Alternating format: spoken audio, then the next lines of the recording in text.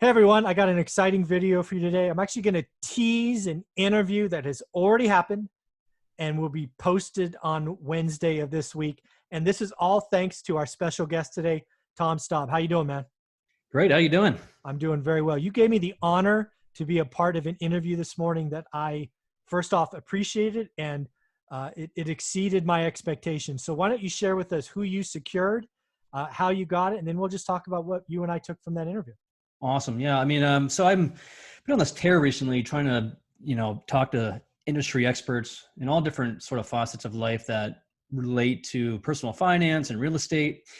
And I was on a whim. I was like, you know what? I'm going to give it just a whirl. Who knows? This guy might respond to me. He probably won't. He's famous almost. He was the chief economist at Morgan Stanley for many years. He was the chairman of their Asia division as well. So, and if I had to guess, he's probably one of the top 10 experts when it comes to the U.S.-China relations as it relates to the economy. Sure. He's written many books. He's a professor at Yale University.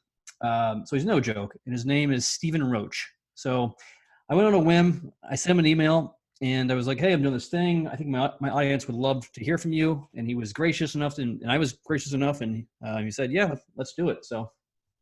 Yeah. So that was great. He did gave us about 40 minutes. It turned out to be about 40 minutes this morning, maybe 35. Yeah. We covered a lot.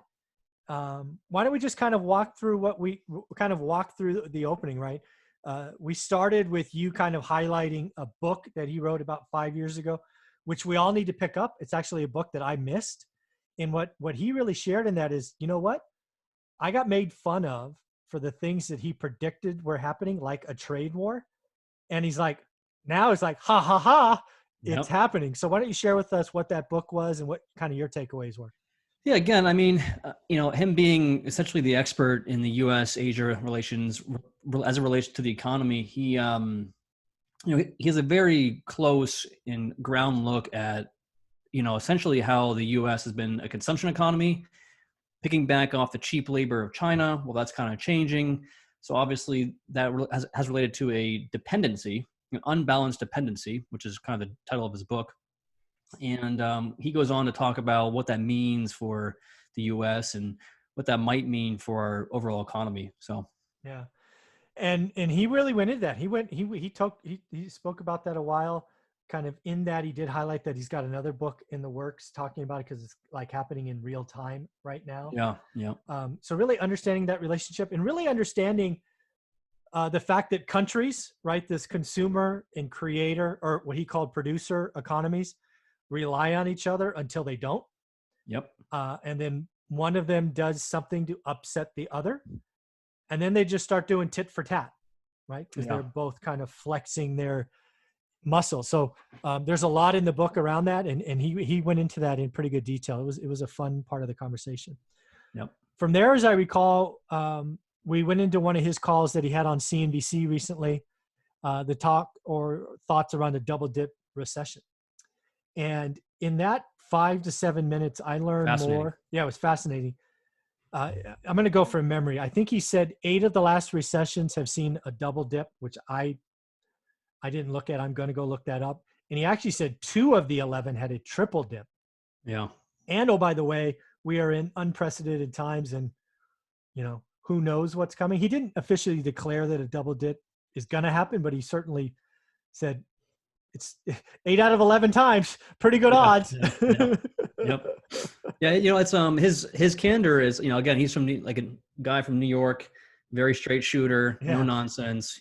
He has opinions, but at the same time, those opinions have come from 50 years of experience. Yeah. So just a beast. Yeah. I think folks are going to need to pay attention to that. I'm going to look forward to listening to that portion again, because I think the distance or the separation between Main Street and Wall Street has never been this big.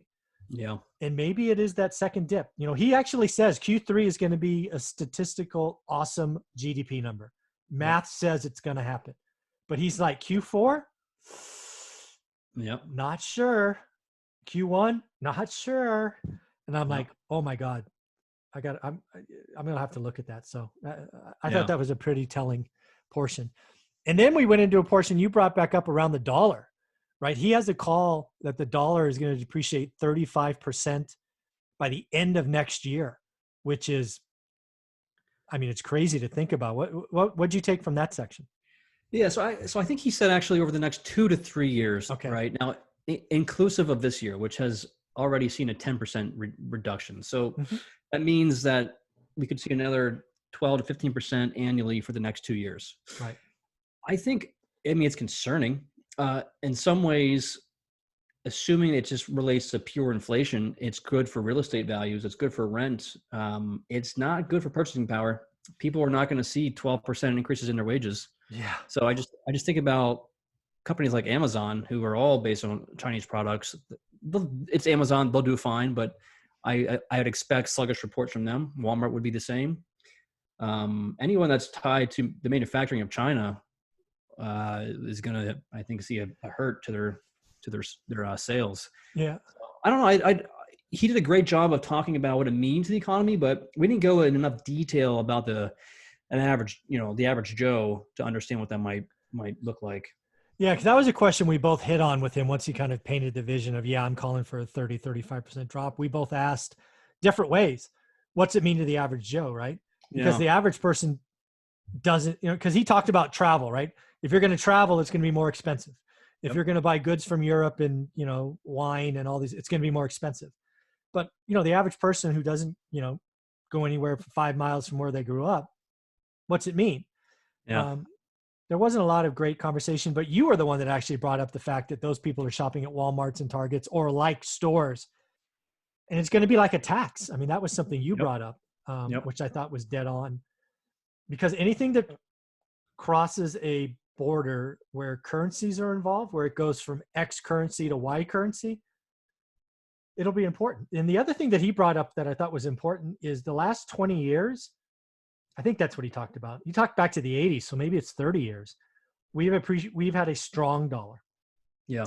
And this episode, and he did go into some political stuff, so be aware he has a political stance. He's definitely not a Trump fan, but yeah, that's his stance. But so ignore that if you are.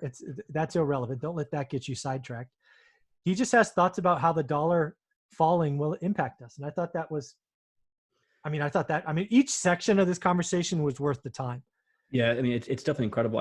I think what you could piggyback off of that and go off on a tangent in a sense is thinking about how the dollar devaluation is going to impact the banks. They don't really have the power to increase rates. No, because they're not going to get any more loans. They can't do that, and they're already their balance sheets probably have the majority of 4 to 6% interest rates. Well, if inflation is 10 to 12%, I think that's upside down from what I understand. Yeah, thinking about a dollar, I've never thought about the dollar falling 30% in a 2-year period. I frankly never even thought it was possible. I mean, that's how out of touch I am. I just never thought it didn't even enter my realm until speaking with him. And I'm like, Jesus, what is that going to mean? Well, you think about domestic manufacturers. You think about the Teslas. You think about anyone who's producing here in the United States. Those goods become a lot cheaper to the foreigners. Yeah, so that's true. You'd expect them to pick up. In fact, in his book, he was talking about. It's really interesting. Eventually, when China per se becomes close to the per capita income that we're at, they're going to want our pharmaceuticals. They're going to want our products that we produce. They're going to want all those things. So you think about companies that are, internationally growing and predominantly growing internationally, like Big Pharma, they're probably set up quite nicely for a dollar devaluation because people are going to want those products and they'll be 30% off. Right. So it's just the whole ripple effect is so fascinating because there's going to be losers without a doubt. There's going to be some winners without a doubt. But I'm curious to get your take on real estate, right? Because he didn't necessarily say the devaluing was a net inflation. So I'm a little confused as to, is it going to be inflation or just simply devaluing of the dollar? Yeah, because that's where we both went. That's kind of where we closed was, okay, what happens to real estate, right? Real estate historically has been 10% of GDP. It's a bright spot in today's economy. Can it continue to punch above its weight class and kind of pull us out of this funk? I mean, that was essentially the question that you and I asked. And first off, he comes in, goes, you guys are the experts. You do this. Yeah. Right? He kind of punted immediately. But then he kind of went on a long tangent of, you know what? I see it. You know, I see the residential market. And also he's a New Yorker, as you mentioned up front. He sees what's happening in New York. Urban flight is real. Yep. Right. So that was interesting to hear him speak about that. But really what I think he was saying, because I don't think he wanted to, because this would be recorded and shared, right? He didn't want somebody slicing and dicing it, come back later and say, see what you said? I think he stayed in his lane on purpose. But what I took from it is real estate in the suburbs are going to go up. We have seen the demand picture has changed. That, because again, that's what economics is, right? At the base nuts, which I have an econ degree. He's obviously a PhD and an econ professor, so worlds apart. But econ 101, supply and demand, both macro and micro. And he was really hinting at that. Yeah, I think the urban flight is real. I think it's a structural change. And yeah, I think that's investable for the next couple of years. That's my summary of his posturing. Is that fair? Yeah, agreed. And I'm guessing, I'm curious to know what you're seeing in Fresno, but I'll tell you what I'm seeing in Austin. Sure. There is a wave of investors that have flooded this market to a point where properties are now going off the market. They list off the market same day, all over.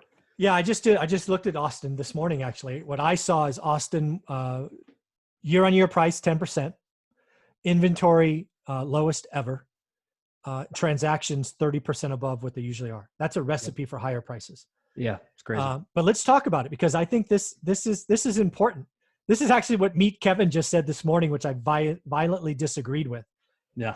Meet Kevin had the balls this morning to say, so first off, let's set it up. He goes, in a normal market, investors are 9% and owner occupants are 91% of housing purchases. That's his math. That's what he says.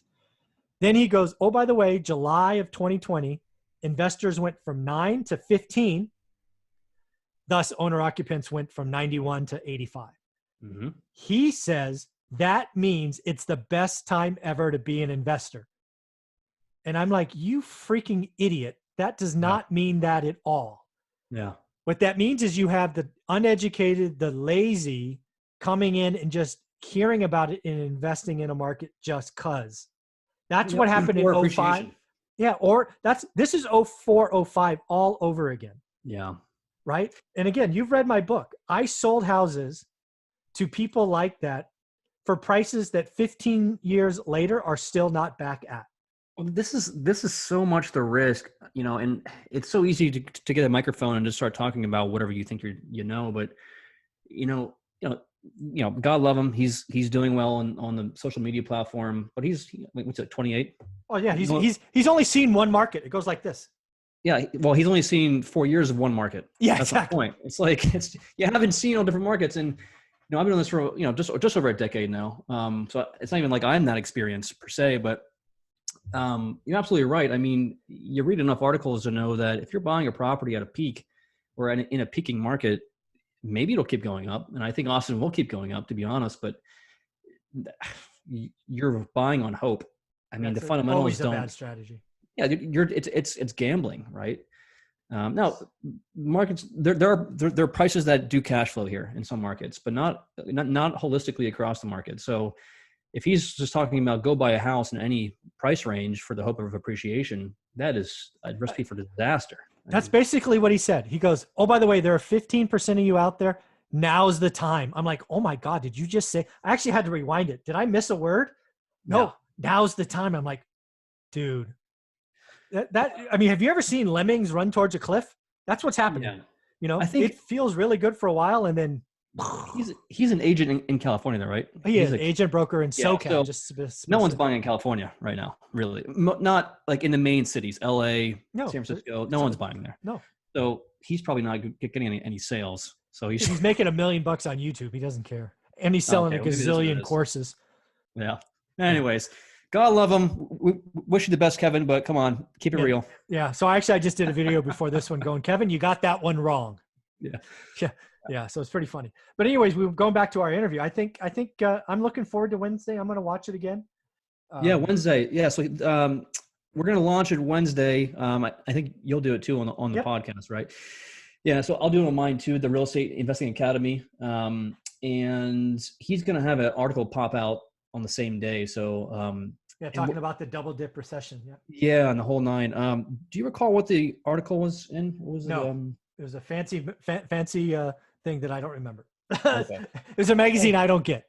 Yeah, I feel like if you just Google Stephen Roach, it'll pop up. He's pretty famous. So, yeah. Cool, man. All right, buddy. Thank you for doing that. It's such an honor to be invited to that. Awesome. I could have just listened to him talk. He was a wealth of knowledge. He's great. Yeah, awesome. All right, take care.